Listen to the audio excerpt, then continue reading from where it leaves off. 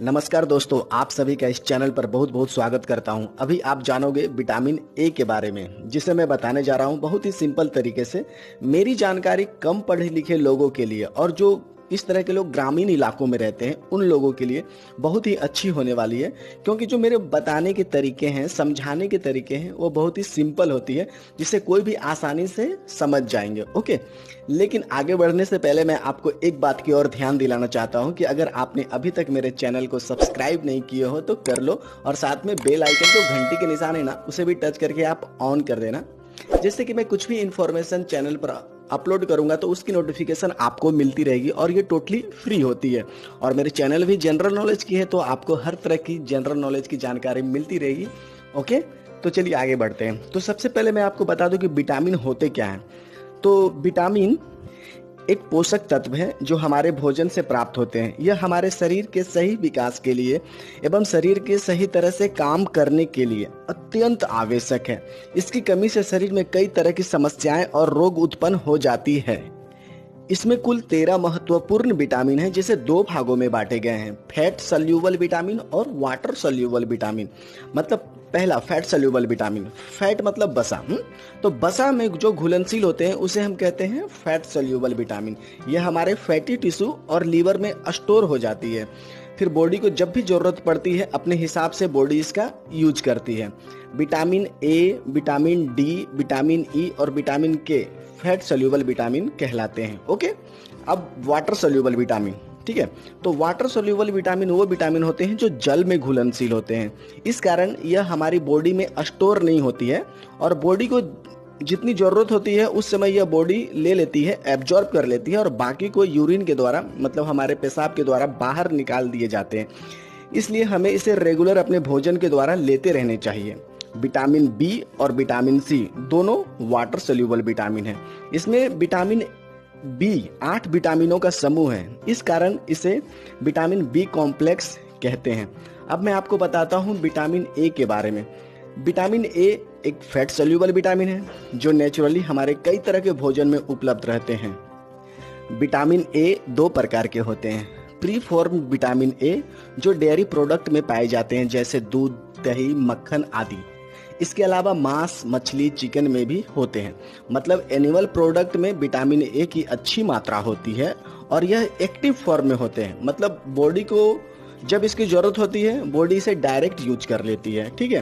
Pre form vitamin A को ही retinol नाम से जाने जाते हैं।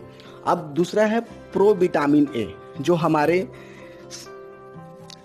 हरे, पत्तेदार, पीले, नारंगी सब्जियों और फलों में पाए जाते हैं, जैसे गाजर, पालक, पपीता, शिमला मिर्च, कद्दू, शकरकंद। मतलब मानकर चले कि हम जो भी ताजे साग सब्जियां और फल खाते हैं इसमें विटामिन ए होते हैं। इसलिए हमें अपने खान पान में साग सब्जी और फलों को विशेष रूप से ध्यान देने चाहिए, मतलब इनके सेवन करने चाहिए। ओके, प्रो विटामिन ए को कैरोटीनॉइड्स के नाम से भी जाने जाते हैं।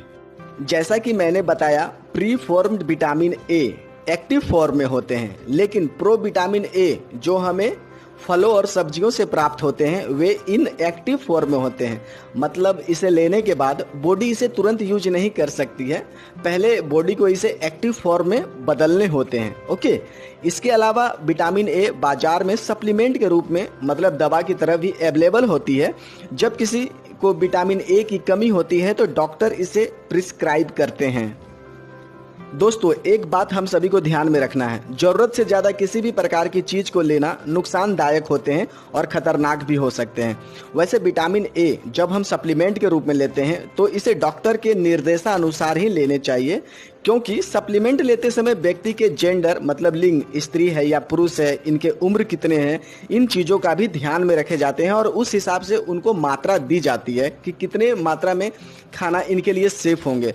तो इसलिए इसे डॉक्टर ही मेनली प्रिस्क्राइब करते हैं। ओके, क्योंकि देखो एक चीज़ है सप्लीमेंट के द्वारा और जो एनिमल प्रोडक्ट वाले फूड के द्वारा जब हम विटामिन ए हमारे शरीर में आते हैं तो इसकी मात्रा ज़्यादा हो सकती है, ठीक है। और अगर ज़्यादा हो जाती है तो इसकी साइड इफ़ेक्ट भी होते हैं, और कुछ मामलों में तो यह खतरनाक भी हो जाते हैं, क्योंकि यह फैट सल्यूबल विटामिन है। जैसा कि हम जानते हैं कि विटामिन बी और विटामिन सी वाटर सल्यूबल होते हैं, तो बॉडी को जितना ज़रूरत होता है उसे वो ले लेती है, और बाकी हमारे यूरिन के द्वारा बाहर हो जाती है, लेकिन ये फैट सल्यूबल है, ये हमारे बॉडी में स्टोर होती है, इसलिए इसे ज़रूरत से ज़्यादा लेना भी नहीं चाहिए। ठीक है, अब मैं आपको बता दूं, विटामिन ए सभी के लिए बहुत ज़्यादा ज़रूरी है। विटामिन ए की सही मात्रा माँ और उसके बच्चों के लिए तो और भी ज़्यादा ज़रूरी है। विटामिन ए फर्टिलिटी और फीटल डेवलपमेंट में भी सपोर्ट करती है। इस कारण स्त्री पुरुष दोनों के रिप्रोडक्शन मतलब स्पर्म और एग डेवलपमेंट में महत्वपूर्ण भूमिका निभाती है।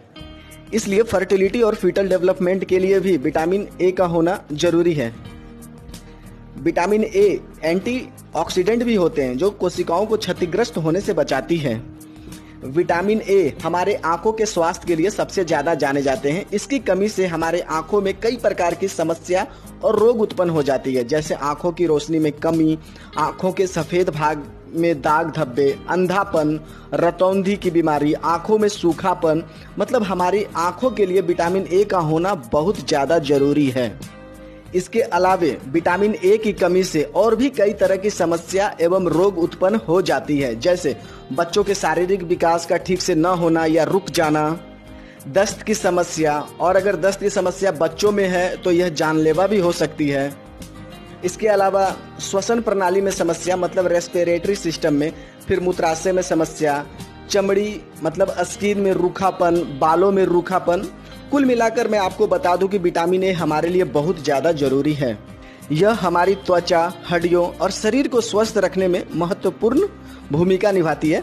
विटामिन ए को प्राप्त करने के सबसे अच्छे और आसान तरीके हैं हम अपने खान पान में ताज़े हरे साग सब्जियां और फलों का सेवन करें। दोस्तों, अगर आपको जानकारी पसंद आई हो तो वीडियो को आप लाइक शेयर करें और फिर मिलते हैं किसी और वीडियो में। तब तक के लिए दोस्तों, जय हिंद, जय भारत।